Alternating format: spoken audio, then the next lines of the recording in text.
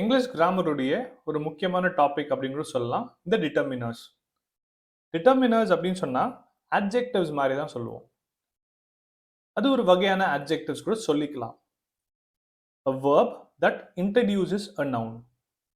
ஒரு நவுனை பத்தி பேசுறதா இருந்தா அது adjective அப்படின்னு நம்ம சொல்லுவோம். ஆனா இங்க நவுனை இன்ட்ரடியூஸ் பண்றதா இருக்கிறது வந்து we call it as a determiner.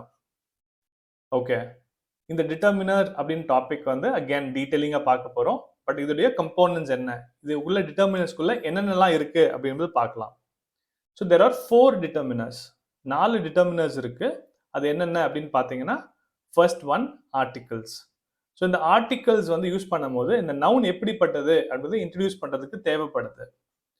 அதே மாதிரி தான் டெமான்ஸ்ட்ரேட்டிவ்ஸ் அப்படின்னு சொல்லக்கூடிய வேர்ட்ஸ். டெமான்ஸ்ட்ரேட்டிவ்ஸ் வந்து இந்த 4 வேர்ட்ஸ் தான். அதே மாதிரி ஆர்டிகல்ஸும் வந்து பார்த்தீங்கன்னா இந்த 3 வேர்ட்ஸ் தான். இது தவிர்த்து வேற எதுவும் கிடையாது. இது தனியாகவே நம்ம டிட்டர்மினர்ஸ், அதுக்கப்புறம் அதுக்குள்ள இருக்கக்கூடிய டாபிக்ஸ் ஆகட்டும், ஆர்டிகல்ஸ், டெமான்ஸ்ட்ரேட்டிவ்ஸ், அதுக்கு அடுத்து வரக்கூடிய 2 டாபிக்கையும் நம்ம டீட்டெயில்டா தனியாகவே ஒரு மாடியூல பார்க்க போறோம். நெக்ஸ்ட் குவான்டிஃபையர்ஸ். குவான்டிஃபையர்ஸ்னா என்னன்னா, சிம்பிள் டேர்ம்ஸ்ல உங்களுக்கு புரியுற மாதிரி சொல்லணும்னா குவான்டிட்டிஸ் பத்தி பேசுறது. அது அதிகமான குவான்டிட்டி இருக்கலாம், இல்லை சின்ன குவான்டிட்டி இருக்கலாம். அந்த நவுனை இன்ட்ரடியூஸ் பண்ணோம். ஸோ இது எல்லாமே நவுனை டிஸ்கிரைப் பண்ற மாதிரி தான் இருக்கும். அது பேர் வந்து பார்த்தீங்கன்னா குவான்டிஃபையர்ஸ் அப்படின்னு சொல்லுவோம். ஃபைனலி பொசெசிவ்ஸ் அப்படின்னு சொல்லுவோம். பொசெசிவ்ஸ் அப்படின்னா நம்ம ப்ரோனவுன்லேயே பார்த்துருப்போம். பொசெசிவ் ப்ரோனவுன்ஸ்னு அதே தான் இதுவும். ஸோ இங்கே பொசெசிவ்ஸ் அப்படின்னா அந்த நவுன் எப்படிப்பட்டது அப்படின்னு சொல்றது.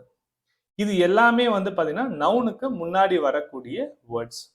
இந்த டிட்டர்மினர்ஸை பற்றி டீட்டெயில்டாக நம்ம ஒரு வரக்கூடிய வீடியோஸில் வந்து கிளியராகவே வந்து உங்களுக்கு தனித்தனியாக ஆர்டிகல்ஸ் பற்றி, டெமான்ஸ்ட்ரேட்டிவ்ஸ் பற்றி, குவான்டிஃபையர்ஸை பற்றி, பொசெசிவ்ஸ் பற்றி பார்க்க தான் போகிறோம். அப்போ உங்களுக்கு ரொம்ப கிளியராக இருக்கும். ஆனால் இப்போ நம்ம என்னெல்லாம் இருக்கு என்பது மட்டும் தான் தெரிஞ்சுக்கிறோம். நெக்ஸ்ட் டாபிக் வந்து பார்த்தீங்கன்னா ஜெரண்ட். ஜெரண்ட் வந்து ஒரு கன்ஃபியூசிங்கான டாபிக்னே சொல்லலாம். பட் அதை போக போக உங்களால ஈஸியாக புரிஞ்சிக்க முடியும். இந்த வேர்ட் ஜெரண்ட் என்பது நிறைய பேருக்கு புதுசாகவே இருக்கும். ஏன் புதுசாகவே இருக்கும் அப்படின்னா, இது பார்ட்ஸ் ஆஃப் ஸ்பீச்ல இன்க்ளூடட் கிடையாது. ஆனால் நான் இங்கே கொண்டு வந்திருக்கேன். இதுக்கு காரணம் என்னன்னு பார்த்தீங்கன்னா, இதில் நிறைய பேர் மிஸ்டேக்ஸ் பண்ணுவாங்க என்பதுக்காக தான் நான் இதை கொண்டு வந்திருக்கேன். பயப்படாதீங்க, அப்படி ஒன்றும் ரொம்ப கஷ்டமாக இருக்கும்லாம் கிடையாது. ரொம்ப சிம்பிளானது தான். இது போக போக நீங்கள் யூஸ் பண்ணும்போது ஈஸியாக புரிஞ்சுக்கலாம். சரி, ஃபர்ஸ்ட் ஜெரண்ட்னா என்ன அப்படின்னு பார்ப்போம். It is the ING form of the verb that is used exclusive as a noun. கன்ஃபியூசிங்காக இருக்குல்ல? இங்க பாருங்க, it is the ING form of the வேர்ப்னு சொல்லிட்டேன். ஸோ வேர்புடைய ஐஎன்ஜி ஃபார்ம் அப்படின்னு சொல்லிட்டேன். ஆனால் நவுன் அப்படின்னு சொல்றேன்.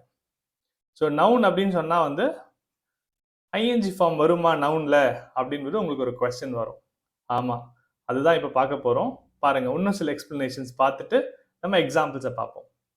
It is a verb form which functions as a noun.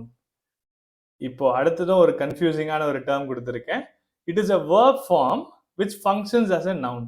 ஒரு வேர்ப் ஆனால் நவுனா ஃபங்க்ஷன் ஆகும் அப்படின்னு சொல்லியிருக்கேன். A gerund is like a blend of verbs and nouns.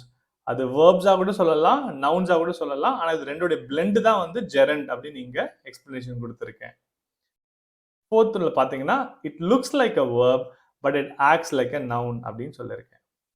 So இப்போ உங்களுக்கு ஒரு கன்ஃபியூஷன் வரும், இது வேர்பா இல்லை நவுனா?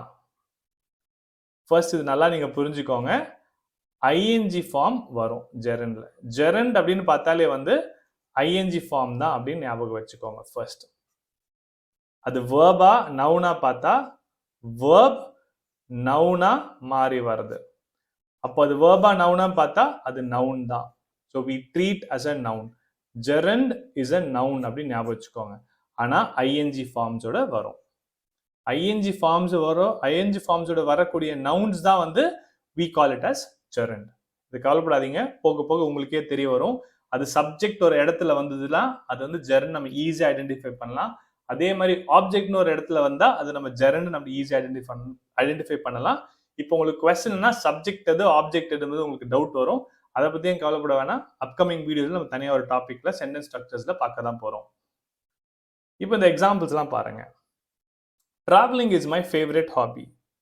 இதை பொதுவாக இந்த டாபிக்கு முன்னாடி நான் உங்களுக்கு சொல்லியிருந்தேன் அப்படின்னா, டிராவலிங் அப்படின்னாலே ஐஎன்ஜி ஃபார்ம் தான் வருது, இதுதான் வேர்ப் அப்படின்னு நினச்சிப்பீங்க. ஆனால் அது கிடையாது. ட்ராவலிங் வந்து பார்த்தீங்கன்னா இங்கே சப்ஜெக்டோட இடத்துல வருது. ட்ராவலிங் எனக்கு பிடிச்ச ஹாபி அப்படின்னு சொல்கிறேன். இங்கே ட்ராவலிங் என்பது verb ing, noun ingயோட வருது. இது நவுன் தான் இது. It is not a verb. Noun plus ing, அதனால இது ஜெரண்ட் அப்படின்னு தான் நம்ம சொல்லுவோம். அடுத்த சென்டென்ஸ் பாருங்க. I love travelling. எனக்கு ட்ராவலிங் பண்ணுறது ரொம்ப பிடிக்கும். இங்கே லவ் தான் verb. ட்ராவலிங் என்பது வந்து பார்த்தீங்கன்னா ஜெரண்ட்னு தான் சொல்லுவோம். இங்க ஆப்ஜெக்டோட இடத்துல வந்திருக்கு. ஸோ ஒரு verb ing அது நவுனா மாறி வர்றது வந்து பார்த்தீங்கன்னா it is called as a gerund. இப்போ copying in exam is a bad habit. Copying வந்து எக்ஸாமில் பண்ணுறது பேட் ஹேபிட் அப்படின்னு சொல்கிறேன். ஸோ இது வந்து சப்ஜெக்டோட இடத்துல வருது. ஸோ இதனால ஜெரண்ட் அப்படின்னு சொல்லுவோம். Similarly swimming is a good exercise அப்படின்னு சொல்கிறேன். ஸ்விம்மிங் வந்து ஒரு குட் எக்ஸசைஸ், நல்ல எக்ஸசைஸ் அப்படின்னு சொல்கிறேன். இதை வச்சு தான் நான் சப்ஜெக்டாக இந்த சென்டென்ஸை ஆரம்பிக்கிறேன். ஸோ ஒரு ஜெரண்ட் என்பது ஐஎன்ஜி ஃபார்ம் ஆஃப் நவுன் என்பதை ஞாபகம் வச்சுக்கோங்க. அது வேர்ப்ஸ் கிடையாது. ஸோ சம்டைம்ஸ் அது வேர்ப் ஐஎன்ஜி மாதிரி தெரியும், பட் அது வேர்ப் ஐஎன்ஜி நவுனா மாறி வருது. அதனால we call it as gerund. So any word that comes in the place of a subject or an object, but it comes in the form of a noun அப்படின்னா with ing form, then it is called as a gerund. So this is the last component of word class. In fact, இது parts of speechலே வராது, but extra உங்களுக்கு தெரிஞ்சுக்கணும். ஏன்னா நம்ம நிறைய வேர்ப்ஸை பற்றி பார்க்க போகிறோம் ஃபியூச்சர் வீடியோஸில். அதில் வந்து நீங்கள் அதை ஐடென்டிஃபை பண்ணுறதுக்காக தான் வந்து இது வந்து ஜெரண்ட் அப்படின்னு சொன்னால் உங்களால் ஈஸியாக கண்டுபிடிக்கிறதுக்காக தான் இந்த டாப்பிக்கை நான் இங்கே இன்க்ளூட் பண்ணியிருக்கேன். ஸோ ஏற்கனவே நான் சொன்ன மாதிரி சில டாபிக்ஸ் வந்து நம்ம டீட்டெயில்டாக தனியாக ஒரு மாடியூலாகவே பார்க்க போகிறோன்றதால அதை நான் ரொம்ப டீட்டெயிலாக கொடுக்கல. இங்கே ஓவர்வியூ மட்டும் தான் கொடுத்துருக்கோம். இந்த டாபிக் வேர்ட் கிளாஸ் சொல்லக்கூடிய பார்ட்ஸ் ஆஃப் ஸ்பீச் வந்து அது என்ன அப்படின்னு தெரிஞ்சுக்கிறதுக்காக மட்டும்தான் இந்த வீடியோ, இந்த மாடியூல் வந்து நான் வந்து உங்களுக்கு கொண்டு வந்திருக்கேன். ஸோ ஃபியூச்சரில் topics such as pronouns, adjectives, adverbs, prepositions, conjunction, இந்த மாதிரி டாபிக்ஸ் எல்லாமே தனித்தனியாகவே ஒரு மாடியூலாக பார்க்க போகிறோம். அதில் வந்து ரொம்ப கிளியராக வந்து உங்களுக்கு புரிகிற மாதிரி இருக்கும்.